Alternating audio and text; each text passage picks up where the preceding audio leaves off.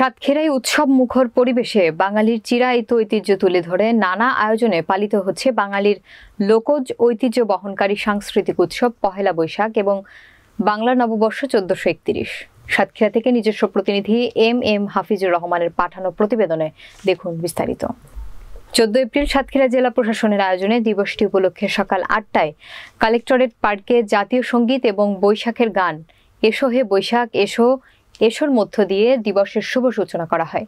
প্রধান অতিথি হিসেবে 3 দিন ব্যাপী বৈশাখী মেলার বৈশাখী মঙ্গল শোভাযাত্রার উদ্বোধন করেন সাতক্ষীরা জেলা প্রশাসক মোহাম্মদ হুমায়ুন কবির।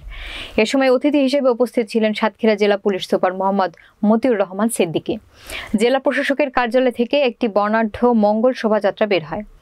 মঙ্গল শোভাযাত্রাটি শহরের প্রধান সড়ক প্রদক্ষিণ শেষে শহরের শহীদ আব্দুর রাজ্জাক পার্কে গিয়ে মেলা প্রাঙ্গণে এসে শেষ হয়। সেখানে সাংস্কৃতিক অনুষ্ঠান, পুরস্কার বিতরণ অনুষ্ঠান অনুষ্ঠিত হয়।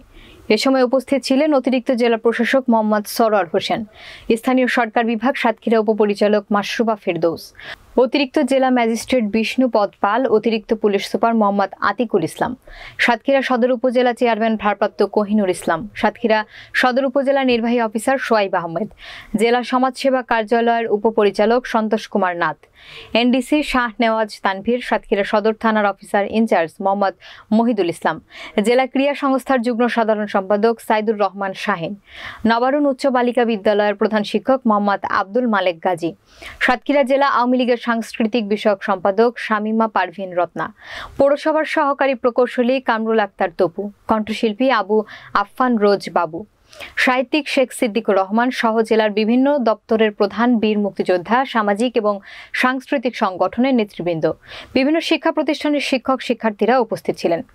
বৈশাখী মঙ্গল শোভাযাত্রায় বিভিন্ন সরকারি বেসরকারি শিক্ষা প্রতিষ্ঠান বাঙালিওয়ানা সাজ ও হারিয়ে যাওয়া গ্রামীণ লোকজ ঐতিহ্য নিয়ে অংশ নেন। শহীদ আব্দুর রাজ্জাক পার্কে 3 দিন ব্যাপী এই বৈশাখী মেলা চলবে।